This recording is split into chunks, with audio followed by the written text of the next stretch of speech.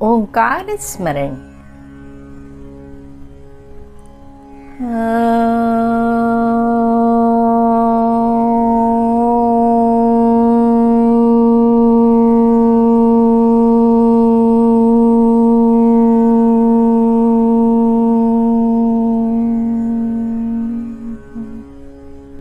दोस्तों, आज की कहानी का शीर्षक है धन का सही उपयोग। एक सेठ थे। उनके पास अपार धन दौलत थी। वह बड़ी शान शौकत से रहते थे। उनके घर के सदस्य भी राजसी ढंग से जीवन व्यतीत करते थे। समाज में उन्हें यश मिले, उनकी प्रतिष्ठा बढ़े, इसके लिए सेठ समय समय पर कोई न कोई आयोजन करते रहते थे। इन आयोजनों में वह धनी मानी लोगों को आमंत्रित करते थे। एक बार उनके पुत्र के विवाह के अवसर पर एक भव्य भोज का आयोजन किया गया। विवाह तो उन्होंने ऐसे ठाट बाट से किया कि जिसने देखा वह देखता रह गया। उनकी इच्छा थी कि विवाहोपरांत भोज का आयोजन उससे भी बढ़ चढ़कर हो। नगर के विशिष्ट व्यक्तियों को निमंत्रण देने वह स्वयं गए। निमंत्रण देते हुए महामना मालवीय जी के पास पहुंचे। मालवीय जी उस समय कमरे में बैठे काशी विश्वविद्यालय के अध्यापकों से कुछ चर्चा कर रहे थे। सेठ जी को देखकर मालवीय जी ने उनका अभिवादन किया। अध्यापक उठकर दूसरे कमरे में चले गए। सेठ जी ने बैठकर बड़े आदर भाव से उन्हें निमंत्रण दिया। मालवीय जी ने निमंत्रण पत्र पढ़ा। बोले, सेठ जी, आपने बड़ी कृपा की जो निमंत्रण देने यहां पधारे, लेकिन मुझे क्षमा कीजिए, मैं आपके भोज में शामिल नहीं हो सकूंगा।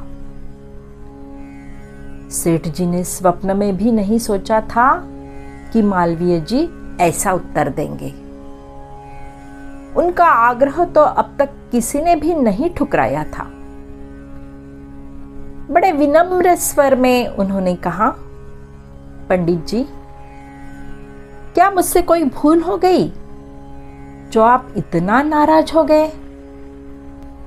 नहीं सेठ जी, मालवीय जी ने गंभीर होकर कहा, मैं नाराज नहीं हूं, पर दुखी हूं। दिखावे के लिए आपका पानी की तरह पैसा बहाना मुझे अच्छा नहीं लगता। सेठ जी उनकी ओर देखते हुए बोले, पंडित जी, भगवान ने मुझे पैसा दिया है तो खर्च करता हूं। फिर इस बहाने मुझे आप जैसे महापुरुषों को अपने घर बुलाने और थोड़ी बहुत सेवा करने का सौभाग्य भी मिल जाता है। मालवीय जी और गंभीर हो आए। बोले, सेठ जी, भगवान आपको जो देता है वह फिजूल खर्ची के लिए नहीं देता। आप जो करते हैं उससे आपको कीर्ति मिलती है, सम्मान मिलता है। पर आप यह क्यों नहीं सोचते कि हमारा देश गरीब है? हजारों लोग ऐसे हैं जो भूखे रहकर अपने दिन काटते हैं। बड़े बड़े भोज उन भूखे नंगों का उपहास करते हैं। उनके भीतर के दर्द को और पेट की ज्वाला को दुना कर देते हैं। कहते कहते मालवीय जी का स्वर भी गाया। थोड़ा रुक कर बोले, सेठ जी, जरा सोचिए,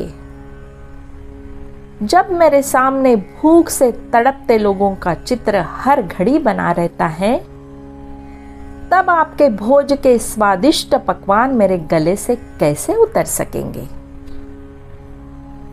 यदि आप इस भोज के खर्च से गरीबों को भोजन कराते हैं तो उनके बीच बैठकर खुशी खुशी खाता। मालवीय जी के शब्दों में इतनी पीड़ा थी कि सेठ जी का झुका सिर कठिनाई से ऊपर उठा। उनकी आंखें डबडबा रही थी।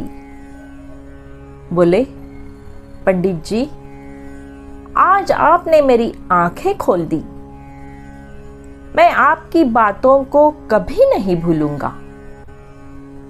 अब मेरा यह भोज दरिद्र नारायण का ही होगा।